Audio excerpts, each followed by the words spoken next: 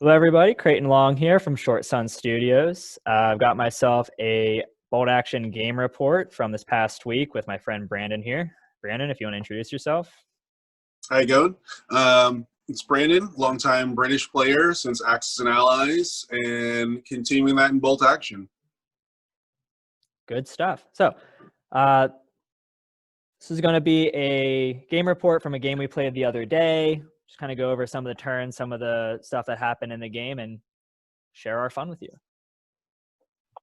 Here is our table from the day. As you can see, we have a T intersection with some oil drums in the middle of the board in the red circle. The allies were coming in from the two short table edges. Whoop, don't want to do that. Short table edges here and here. Germans were deploying between these two dice down here, as well as having 50% of their forces along that deployment zone with the red die to start the game. Objective for Can I the just say and allies. jump in? It's been amazing to get a game in that looks this quality. So I really appreciate that, and I'm looking forward to playing more of these in the future. Absolutely, yeah. So the fun part about this game was we had a few people coming together, and everyone was contributing armies and terrain, and we just got this gorgeous looking table that was just a lot of fun to blow stuff up on. So definitely looking forward to more of those in the future as well. For the scenario, allies are trying to capture the center objective in the least amount of time possible while sustaining the least number of casualties. The allies receive victory points depending on which turn they held the objective.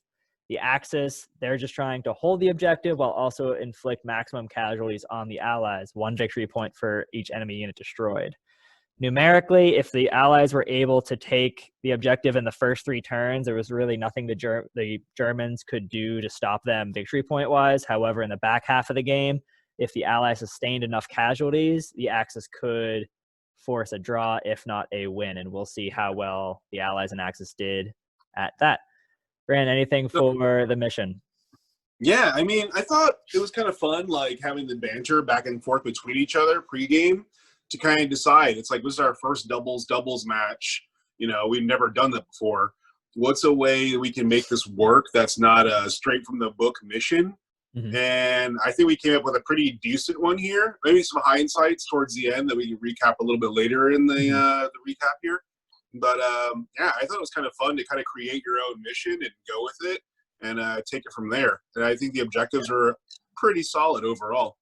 And that's a fair point, that this scenario isn't anything taken directly from any of the books. I mean, it's might be inspired by missions from the book or just from historical situations, but these victory conditions, we kind of came up over the day before when planning, but also on day of to finalize some of the specifics. And it was kind of nice to like have our own flavor to that. All right, so here are the allies. Go ahead. Add more trees next time along the hedgerows because it just looks gorgeous. Love a pretty table. So Brandon, tell me about what the Brandon and B, brought for the allies. Cool. So Brandon and B, also known as Brandon, we are playing the allies. I own a British paratrooper force predominantly, but a lot of mechanized stuff in there just to kind of keep it a little bit more balanced for games because paratroopers don't drop in with a bunch of tanks. So I brought in, for the most part, a standard British paratrooper list, and then a sexton that I had. That was more to provide the HE support since neither one of us brought mortars in this game. So we still wanted to have some indirect fire that would like rain down upon folks. Brandon took some regulars, which I thought was kind of interesting. We talked about it a little bit beforehand. He was just trying to get more bang for his buck at 750 points to try and fit as much as he could in there, being the extra BARs, the Sherman, of course, as well, trying to fit in there. And his kind of goal was to surge forward and grab objective. That's where mine was. This is what I have. This is what I'm going to work with. This is what's going to happen. And you mentioned it, and I forgot to preface it, but each of these lists are 750 points each. So it kind of limits what you can bring, but together it's 1,500 points per faction. The Germans are going to have something similar. I wonder if B bringing regulars was a consequence of, in the US book, they don't have regular veteran infantry. They can have veteran engineers and veteran paratroopers, but The veteran like just the veteran rifle squads, they were introduced in a errata or a FAQ Interesting. from Warlord after the book was published. So if you're not aware of them in one of those, I think it was the most recent FAQ, maybe the one before that. But if you're not aware of it, you wouldn't think to bring it. But I don't know his logic there. I don't know if he was just trying to get numbers, which is with the American fire and maneuver rule. Numbers of riflemen are a threat are a threat themselves. You don't need the veterans necessarily, but he just may not have known that they were there in any case. Wow, that's interesting. I did not know that. And especially with all the training that America had going on at the time of the war to get ready to go into things. I mean, we had playing Band of Brothers in the background there. Granted, there were no Rangers in this match. Well, part of that, and I think we talked about it, was like the replacement system for the way the Americans set the replacement system, that they would bring in they would bring in their replacements in a more direct way than other nations that had more specialization and more specific replacement quotas. But also, especially for like Normandy, a lot of the infantry divisions coming in the Normandy campaign, that was their first taste of action. I've been doing a lot of reading on the 29th Infantry Division, which is a National Guard unit from like Virginia, Maryland, Pennsylvania. Oh, wow, yeah. Like the D-Day landing, like one of their regiments landed at Omaha Beach, and like that was their first taste of combat. They weren't in Africa, they weren't in Italy, they were a brand new infantry division. Well, brand new into combat in Normandy. They were activated in like 41 or 40 before Pearl Harbor. But yeah, they just lacked combat experience. And that's the big difference between regulars and veterans in bolt action, is that your regulars, like, yeah, you have a basic level of training, you might have some combat experience, but the veterans are either crazy, heavily trained, or their combat experience into themselves that make it harder for them to be killed off. In that case, I feel like the British portion of this, their veterans were the ones left over from those early scraps and scrapes of missions before we do. It's funny, like I've shown people pictures of these battle, and they're like, "Oh, that's clearly northern France that you're fighting in." Like, oh, it fits the part. You guys know where it is. Yeah. But maybe we weren't as veteran as we say in the stat line. Well, you can look at it as, because bolt action is something interesting where they don't differentiate between training and like unit morale, which is kind of weird. Like other systems will kind of differentiate, where you can have a poorly trained unit that has crazy high morale, like like Hitler Youth Squads in the fall of Berlin. Like they have no training, so they're absolute garbage at shooting, but like they're fanatical, so like they never get pinned, they always charge, and like they can keep moving and just hold their ground.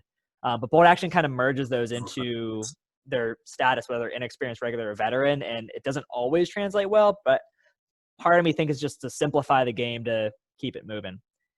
Cool. All right, so let's kick it on over to the Germans and see what the Germans brought. Todd and I, without talking to each other, actually came up with almost identical lists, which was really fun to see. Todd brought a veteran German Grenadier platoon. He brought 4 veteran squads, 2 with double LMGs, 2 smaller squads with assault rifles. So he has his base of fire squad and an assaulting squad. He also brought a sniper and a Puma. Pumas are way too much fun to not bring. For those rivet counters, they're like, there were only 100 of them produced the entire war. It's like, yeah, but they look really cool. And but they look so cool. We're going to use them all the time. They have to be brought. I think that's why the Sexton got involved as well. Yeah. It just looks too cool to not have on the table. Absolutely. Yeah. Huge fan of that. Just bring whatever's fun.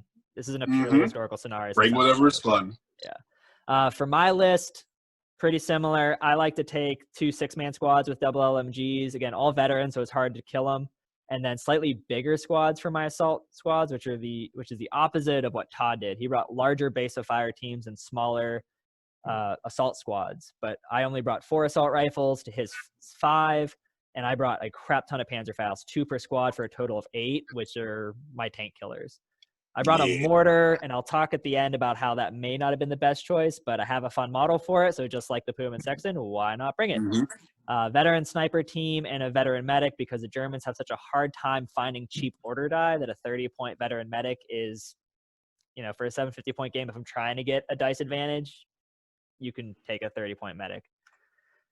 All right, so here we have our setup.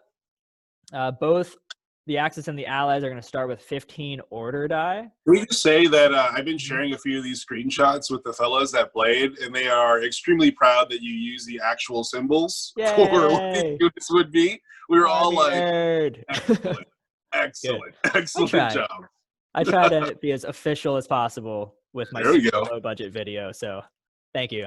I hope that they will approve. So as I mentioned earlier, the defenders are going to deploy up to half their forces within their deployment zone. Again, you can still see maybe the red die going across. So roughly within that zone is where the Axis are deploying. We gave ourselves 3 light machine gun squads, an assault squad, a mortar, 2 snipers, and an HQ deployed. This is the spotter for this mortar, so don't think there's 2 mortars. One of them's a spotter. The Allies are going to forward deploy a air observer for the Americans, which are deploying along this table edge, and a artillery observer for the British from this table edge, and a sniper as well. Yeah, getting that pincher movement on the edge of the town there. It's like, okay, we've seen these this townhouse out here. These several townhouses, this little village, and it's a matter of pinching in and just squeezing those Germans out. Yeah, so we're going to see how well that plays out. But yeah, so that's pretty much it. The Germans are trying to hold off to forces that are trying to come in from either side, double envelopment or pincer movement, whatever you want to call it. And it's going to be interesting. Definitely a lot of fun because it gets units in combat a lot closer to deploy this way. Because I think we did the math, and this center board was 9. So I think this section for the deployment zone was what, 18 inches? We did 18 inches. So we've gone back and forth. We originally were looking at one mission that had a center bubble for the defender. And then after talking about it for a bit, we were like, okay, let's give it with two defenders with 750 point armies. Let's deploy them in a little bit of a wider zone. And that's kind of what I had voted for, marking down the actual center, and then that 18-inch gap, so 9 and 9 on each side from center, to kind of allow for the terrain to be placed in a way that would allow for still fitting a lot of that force in there as well. You know, laying out that deployment zone early, I just think it helps when you're set up terrain, just so you know where things are going to be at. You don't want to have everything, smashed into one person's deployment zone, but you also don't want it to be, so scattered that it's not really balanced for the future. Yeah. And deploying roughly 2.5 feet away from the Germans got us into some pretty sticky situations, turn 1 in some cases, turn 2 in others, versus where if you're playing widthwise and there's 4 feet between you, maybe the first 2 turns are you just moving up, especially if you have an infantry heavy force, and so you're not really getting into good firefights until turn 3, versus here it's like, all right, turn 1, people are shooting at each other and just got us into the action better, or got us into the action quicker. So that's going to be our deployment phase, and a preparatory bombardment is going to come down. It's going to put some pins on the German sniper, but ultimately kind of lackluster. Not a whole lot of hits there, but prep bombardments, you got to get lucky to get some kills, and some pins were the best that they were going to hope for. Yeah, it's always a crapshoot. I thought it was kind of needed for us to come in with a preparatory bombardment, but to balance out the Germans being set up in defensive positions. Yeah, for balance, it absolutely makes sense. Just didn't go your way necessarily. Turn 1. Turn 1, a whole lot of units coming onto the board. Again, the Americans are coming in from the left side of the table from the photographer's perspective. The British are coming in from the right. Germans are bringing on what Todd and I jokingly called Kampfgruppe Kraten, which is going to be this entire horde of Germans. And before the game, Todd and I were talking about following the German doctrine and counterattacking hard and fast to try to throw off and cause friction. There's your Clausewitz, go ahead and drink. Causing friction for the Allies to throw off any of their plans. So our plan here was for Kampfgruppe Kraten to charge out and just start smashing into initially the American side, but then because the Americans deployed so far away and the British at least had 1 sniper, we're like, you know what, let's adjust, and we're going to go after the British and try to roll up that sniper and then slam into their flank. Oh, So wait. So you guys originally had planned to go for the Americans first on this one?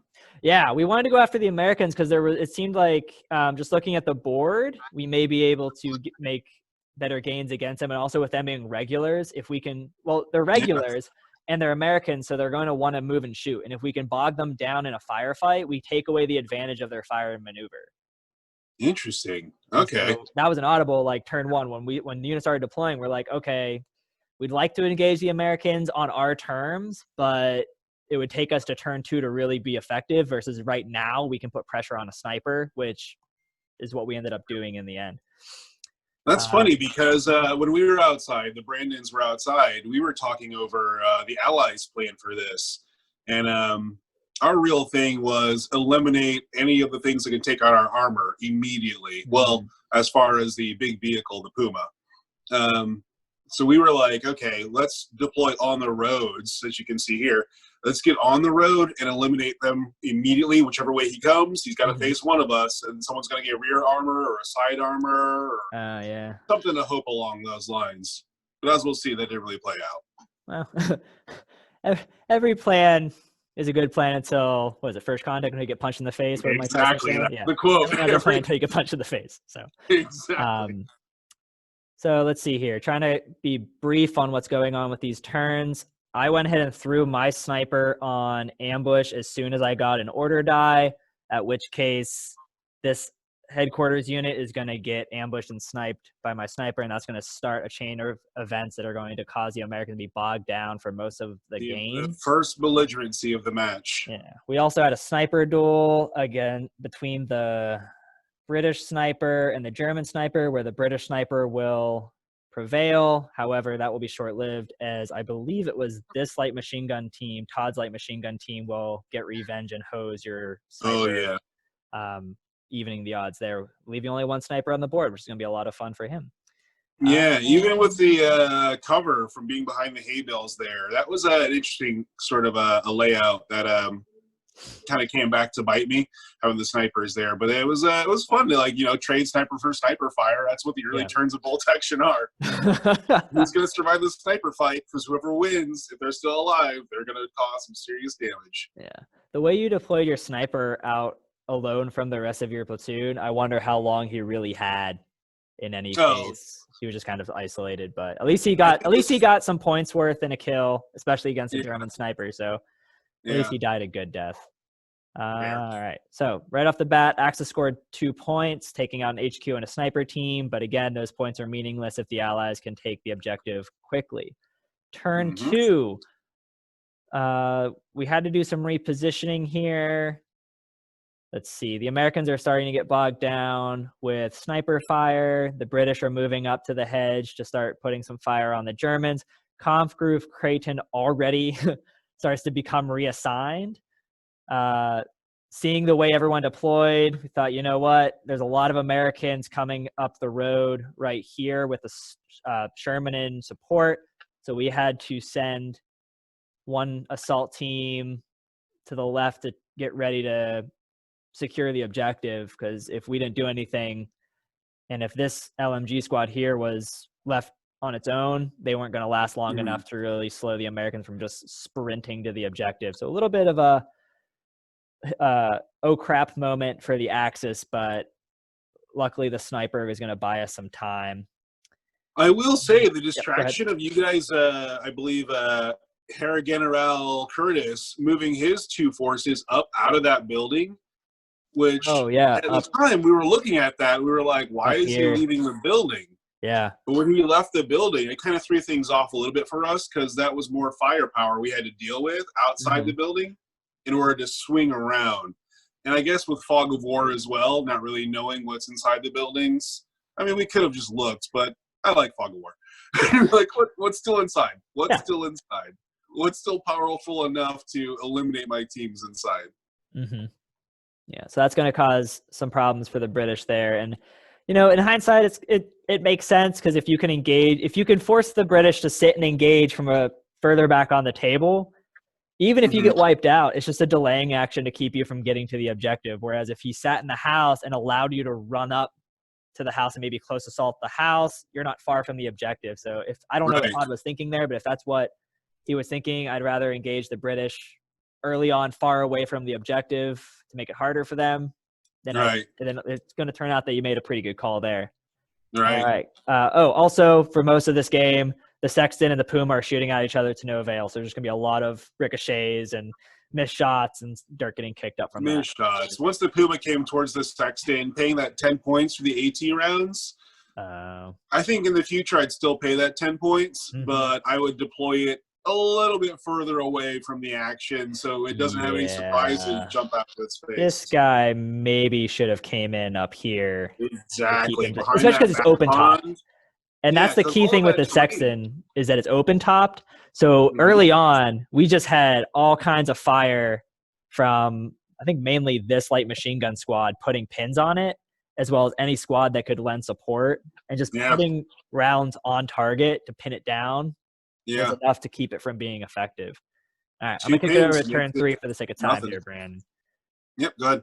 All right, so turn 3, the Americans are pushing up, but luckily Todd managed to get one of his assault teams in the house to provide some extra cover, because this squad is not going to be long for the world. I think they're going to disappear next turn, and I believe in this turn it's going to get hit by, or last turn it got hit by an airstrike that whittled it down, but they were still able to put out some fire. So I think he had like the start of the turn, like 2 or 1 guy left on that squad. Yeah, there was just enough there to block your way, but they were going to shove. The Americans were about to stiff arm their way through that hedge pretty soon, but luckily the Germans were able to reinforce. Also, we're going to have one of my assault squads from Comproof Creighton start to make its way over with the end goal of getting to the objective.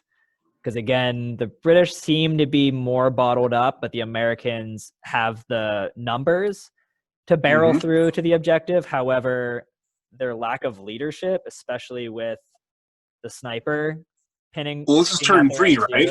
Yeah, this is turn 3. Yeah, so at turn 3, you'd already taken out the lieutenant for the entire American army. You'd also taken out, I believe, 2 NCOs by turn 3 with 2 rounds of fire, or 3 rounds. This is the first NCO that was lost. I'm trying to remember what happened with the sniper turn 2. I think he might have hit but failed to wound somebody and just got a pin. Right. But either way, there's scary fire coming from the German side that's causing the Americans to hesitate. And at some point, the Sherman is going to foobar roll and back away. I was going to say, that's going to hurt German as well. foobar that just hung out in the corner, that was a huge blow for the advancement of the objective. They really wanted that tank support. Yeah. All right. Also, we're waiting on some artillery fire to come in down against the remainder of Comproof Creighton, and I think we'll start to see that turn 4 or turn 5. So let's go ahead on over to turn 4, unless, Brandon, you have anything to add for this turn? No, I mean, that foobar for the Allies and the back-and-forth firefight with the Sexton and the Puma, while everything else just kind of was stoic and shooting back and forth from their hedgerows from safety. I mean, I'm not going to lie. I'm not going to advance. I'm going to sit behind the hedgerows and fire as well. So that's a good point. But that's really all that happened. Yeah, the British, I'm not going to say in effect you're bottled up because you're sitting and shooting, but you're trying to gain that fire superiority to move up in a more secure way. But yeah, going into a firefight against assault rifles and double LMGs with Hitler's Buzzsaw special rule.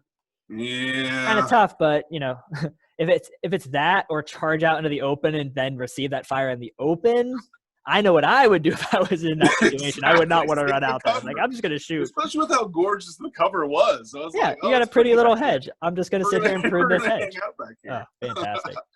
All right, so turn 4. So at this point, our goal was to place at this point, is this turn 4? Yeah, turn 4. This is turn 4. So things are starting to heat up. At this point, Brandon, your artillery is going to land and take out my medic because war crime. Yep, that's a war crime. Sorry, my bad. A bunch of pins are going to be allocated, but most everyone is going to be hanging in. I don't know if you saw that pop up, but something just popped up. Anyways. Unlimited minutes. I just saw that. It's a cool crack. Oh, if it starts to kick us off, we'll have to edit some stuff around. Okay. I don't know what's going to happen. Okay, so, right. Artillery is landing, kills my medic. British are continuing their firefight with the Germans dug in the buildings. The Americans start to rally and they push up with their Sherman as well as their infantry squads. My LMG squad is going to put some fire on a rifle squad, I think killing like 6 of 8. It was pretty brutal. It was a this was rough, and this is also where the Americans switched over their radios to the British frequency because their commanders were gone, and I ended up commanding both sides of this one just because people got to go to work. We understand. Yeah, we're all living our lives. Yeah. And so with that transition, it was like, wait, how do I play Americans? Which I should have probably done some research on before. But luckily, you guys were there to be like, oh, they can move and shoot. They can do this. And I'm like, you want to move and shoot. Really? If you can move and shoot, move and shoot. Yeah. Yeah. And then the bazooka team, the whole time with them, I was like, oh, yeah, they snuck into this building. I need to get them over to that Puma, somewhere they can see them. Mm-hmm. But their running into that building was like inspiring, I feel, to the rest of the force, where they were like, hey, where's the bazooka team going? Yeah. They can make it. Why can't we? We should all do that too. Yeah, so let's all go forward. Let's all go towards the objective. Yes, good idea, bazooka team. Follow but at the same time, as they're all following them, the bazooka team were the ones that were the bait, I guess. The ones that, what is it, Emmy at the gates, that the first guy that runs doesn't get shot, but the next 2 squads and Sherman that come in, they just got wasted. Yeah, because we had an LMG squad down here shooting into the flank. This assault squad's having a field day. This assault squad's having a field day. It's just, there's a lot of fire that converged at that point, which, to the Germans' credit, part of bold action is preparing your moves, just like chess, like 2 or 3 turns ahead, where it's like, okay, like this is going to be a problem, so I need to start repositioning, start rallying pinned units, start getting ready for a decisive moment. And this is where Tada and my foresight, at least in that regard, was like, okay, we need to start shifting forces turn 2 to prepare for a turn 4 engagement. And we were able to get positions at the right place at the right time. Because had we waited 1 more turn, I'm not sure we could have won the game.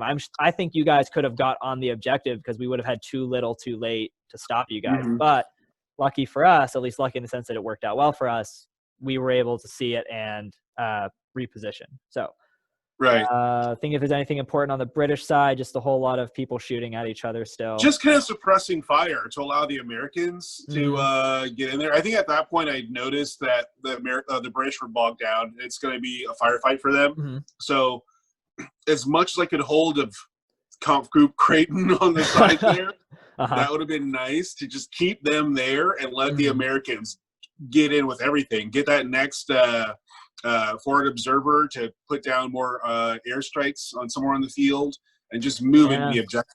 But after seeing all of their buddies just hit the ground and not get back up, it was like, we'll see.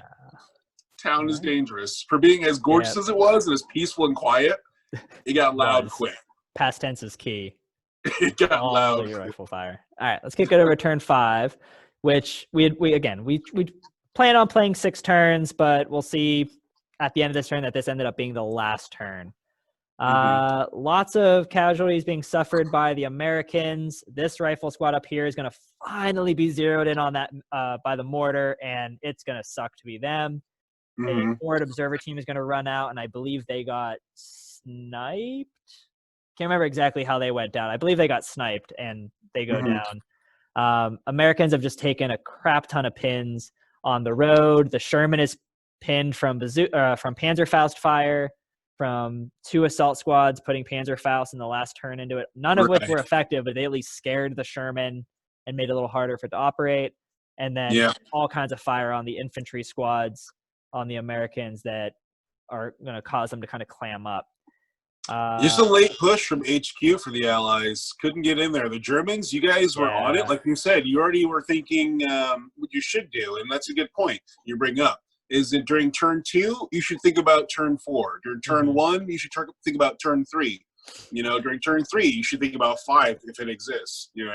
If your plan from turn 1 came true in turn 3, well, now plan for turn 5. And I think that's really something the Allies, myself included, need to pay attention to for the future. Yeah, and I hate to make the chess metaphor, but I mean, this is a game and you have to be thinking about it. But it's also real life. Like, you don't just live in the moment, especially, in the military, you don't just think about like, what am I going to do in the next 30 seconds? It's very much, you got to think ahead and make sure that you're able to counter or at least be prepared for different options, because things are so chaotic on a battlefield that you have to be thinking fluidly. And yeah, I think the British could have gained an advantage from that. But again, nobody wants to charge double MG42s, so I totally understand why they were like, this hedge looks safe. This hedge looks nice. I don't want to go anywhere. I'm looking for more squads of paratroopers now. I'm like, we might get some more riflemen involved in this and see what happens. Not so many modeled as SMGs, but that 12-inch range, long range, 12-inch range. Well, if you could, 12-inch range is a charge range. So if you have enough rifles, you can just jump on a enemy infantry squad and just beat them to death. It might be worth looking at that instead of getting SMGs and getting lured into a shooting match. All right. Very true. And as turn 5 ended, we looked at the board, did some math with a mostly full strength assault squad literally on and around the objective, and most British units too far away. I believe all the British units were more than 12 inches away, and we were shooting for 6 turns, and the American units were pinned into oblivion. Also, people had to go to work and whatnot, so we kind of decided to call the game here as a German victory instead of playing it out and seeing exactly what happened, just because mathematically we didn't think the Allies had much of a chance left anyways. Yeah, with a dice game, that's also part of it too. I feel like with our guys, especially on my side, my dice rolls, a lot of pinning, but no wounding. Well, so getting if you were shooting at regulars, that might have been different. But almost all the Germans were veteran, and veterans are hard to take out, which is why I take them. Which is why I think the Americans got hit so hard. Yeah, absolutely. Yeah. All right, so let's kick it over to the after action review. Brandon, what did the Allies do well, and what do they need to improve upon? Hold on. I'm going to take a pause here for a second to read this over again. Sorry. Sure. Yeah. What they did well, the U.S. fire and shoot move is brilliant. I don't have any intentions of buying Americans. I've said that now. It exists, but don't hold me to it. But that's pretty great. As far as MVPs on our side, I don't think there were really real standouts on the American side. I think we were just kind of like feeling our way through it. Maybe this was not the full-fledged assault on the French village as it should have been, but we did kind of test to see. I mean, I had this is maybe my first game this is definitely my first doubles, but only like my third actual live bolt action game with all the things going on, and learning. Everybody's got rule books and all these things. And then I know Brandon, the other Brandon, it was his first, I think, actual bolt action game. So we were both learning a bit along the way with it. So maybe sorry about the dogs in the background. So we were both moving and learning a little bit along the way. So as far as things we could have done better, I think, like you were saying, like we said in the beginning, if we deployed both the Sexton and the Sherman in those far back corners, as far away from your deployment as we could possibly go, and then use our actual pincer move to waste the back of that townhouse and have our infantry scoop and go in, that would have been a better move. Use the buildings as cover and rotate around and then come down in there would have been much better, taking that center road. All right. Yeah. I think that would. Yeah, I also think that would have worked well, because if once you use your superior, like your HE between the Sherman and the Sexton to knock out the infantry from the buildings, or at least take down the buildings, they're just a huge obstacle blocking line of sight for the Germans in the back. And that gives you an opportunity to get a toehold in the village if you can scoop or swing some infantry around into those buildings. Now you're in a position to either drive the Germans past the objective and take it, or just have someone sprint out at the end and grab it for the win. So. You know what I call that? I coined the term for it last night, Puma Fear. We need to be positioned in a way where we can try and kill the Puma, because it's so pretty. Pretty Puma Fear. Yeah, it's very pretty. It needs to go away, and we positioned in a way to make it go away, yet didn't. So we should have been it's placed in a better sneaky. position for that. Yeah. Otherwise, I think that would have been a real big game changer for the Allies. I don't know when you want to talk about it, but I think maybe limiting the Germans to only do 50% of each of their 750 from between two teammates actually deployed, and having that remainder as reserve come on in turn 2 would have been a bit better for balance, maybe, because there was a lot of firepower that was just there, already placed up, and firepower that can move in and counter. Versus, I feel like a defender should move in after they see what the attacker is doing, and then counter. So maybe that should have been in turn 2. But I mean, we're creating our first mission in months since COVID, I think thinking about that, if the Germans don't bring on their reinforcements until turn 2, effectively that gives the Allies 2 turns, most of 2 turns to run infantry down the road. And I hesitate to allow that for this game because the objective is only 3 feet from your table edge. Because if you run, you're 24 inches down the road, you're only half a move, or you're only another move away from the objective.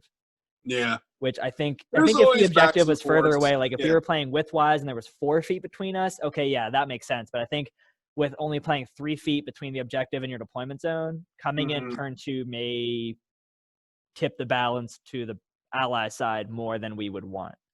Right. But I mean, we can. It just means we got to play this whole scenario all over again. That's right. We need to do it again and learn from our mistakes. All right. Anything else for the Allies after action review wise? No, I mean, I mean, it's a dice game. I feel like if that would have been a little bit better, maybe things would have been balanced as well. But the Americans in particular had pretty bad die rolls. Odin did not look favorably upon. That's 3 games in a row for me of rolling that many ones, and I'm excited to see what July has in store for not rolling ones. More ones, all the ones. 2s, great. Moving up in the world. Here's a handful of 2s. By September, I'll be looking good. Yeah, you'll be rolling 4s. All right, let's see what the Axis had. So Axis, sustains. List worked well. Both Todd and I had a good mix of offensive and defensive, which works well with German doctrine. Counterattack. Best defense is a good offense, and I think we both captured that spirit well with our army list, but also our play style. Good use of ambush orders, especially with my sniper, just waiting for people to come out and then murking that poor HQ unit. Worked really well for the Germans. The counterattack by Kampfgruppe Creighton caused some friction for the British and kind of had them throw off their plan, and also, from what you said, caught the Allies off guard, which is always fun to do in a game where you can see the board, as if you can surprise your opponent with something silly. Just makes it all the more fun. And my MVP, and I'm going to fully admit that I'm biased because this is my sniper, but I'm giving him MVP for all the Germans because he wasted the American lieutenant and 2 American NCOs, effectively causing them to stall, and almost the entire platoon was just going nowhere, and they weren't going anywhere fast. And even if he missed, he was still putting pins. I think he put pins on 2 other squads because he made 5 shots. And improved those hits. If he's not killing, he's pinning, and that's good enough for the defender, because if you're pinned and you can't move forward, cool, buys us another turn. Improved. Absolutely. My mortar was less than ideal. I like mortars. I think that they're really fun because you're trying to zero it in. Unfortunately, against in a defender attacker scenario, the defender doesn't want mortars because the attackers are usually moving up. Now, if you have a medium machine gun or an observer sitting still, or like a sniper sitting still that we can take turns zeroing in to try to flush you out, that would work. But if I could redo this list again, knowing I'm playing a defender, maybe swap out that mortar for some more, for maybe some more assault rifles, maybe a half track or something to get Kampfgruppe Creighton moving a little quicker to put some pressure on your Sexton. But I like mortars, just didn't work really well for this scenario. Yeah, I do enjoy mortars, but they're seeming to go out of flavor for our local meta. I think you're the one that's still in the local meta now that's bringing the mortars. And I'm like, yeah, I like this miniature. I want to use it. I like mortars in general. They're fun. I would like to place them all around the farm. But Yeah, bringing them into bolt action is just kind of rough. Where you can do direct fire with like a light howitzer or a mobile direct light fire howitzer, is like the Sexton. Yeah. Yeah, I prefer direct fire if possible. My Stu 42 is my favorite German vehicle. I use it for almost every club game that I bring my Germans to, even tournaments I take it to, because it's just so much fun to put a medium howitzer into anything I have line of sight to.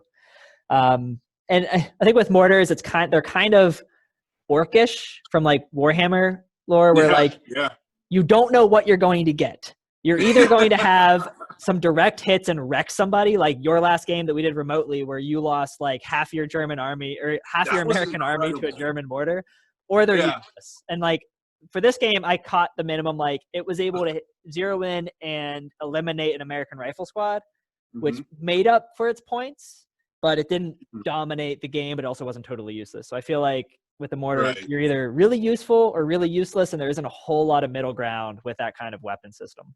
Yeah, it's funny because I've come against the Japanese grenadiers who have like 3 light mortars in a squad. Those guys are dirty. Yeah, but then they're like Todd 20 was points rolling each. them and just nothing was hitting for them. Yeah. So it's another game where like even that many mortars with line of sight, weren't doing much, and then the British just kind of bulldozed through them.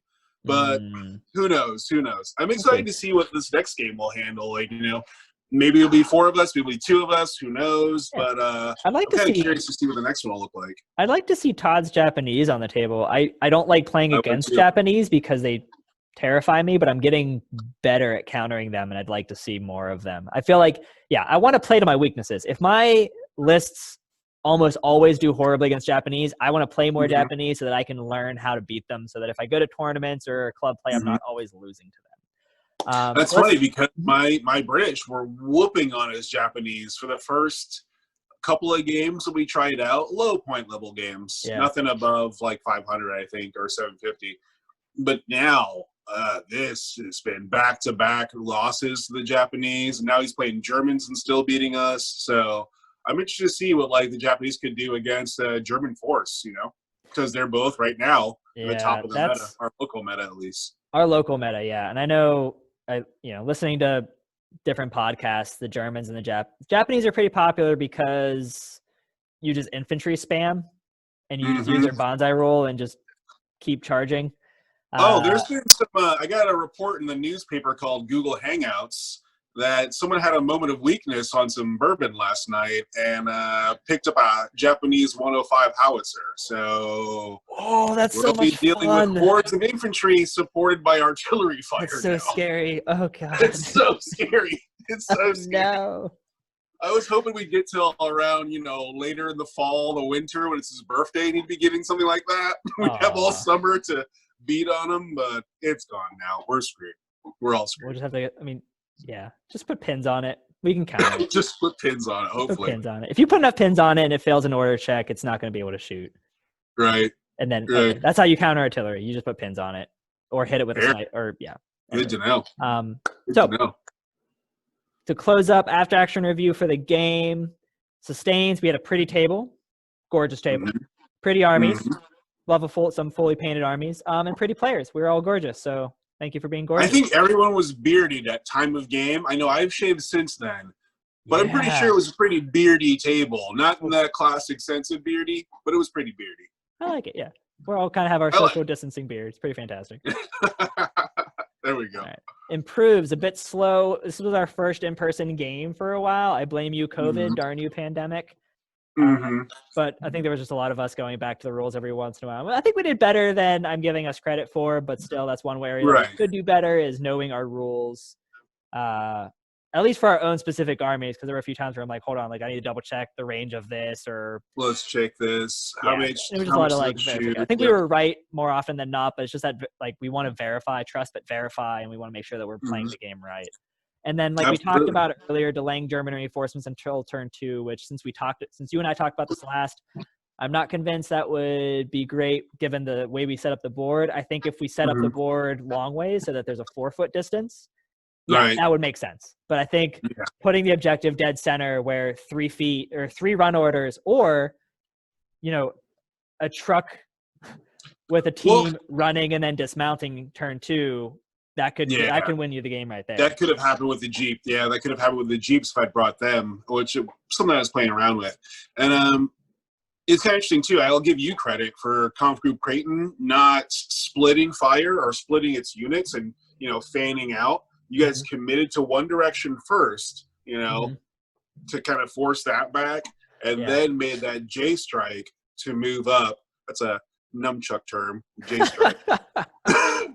And you guys J stroke to go into the center there. That was pretty smart. I mean, that was something that we'll just need to pay attention for next time as the Allies. Yeah, I watch out. I try to be tricky when I can, and yeah, Todd and I played it well. We both kind of had the same idea right off the bat. It was like, all right, we need to counterattack somewhere. We need to throw overwhelming force in one flank to jack them up, and then we can reposition to the middle.